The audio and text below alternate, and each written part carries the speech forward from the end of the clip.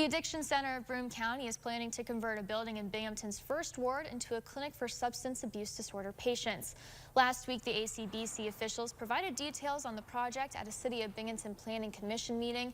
They plan to convert this building at 15 Charles Street into a substance use disorder outpatient clinic and an outpatient rehabilitation program. Plans for the first floor include 41 clinical offices, 12 group therapy rooms, and 4 medical exam rooms. The second floor would house 77 care manager offices, as well as a gym and yoga room.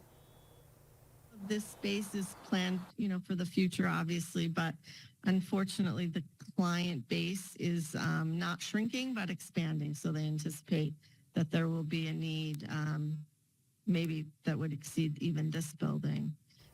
The third floor is currently unoccupied apartments, and officials say they may want to use those apartments for transitional living.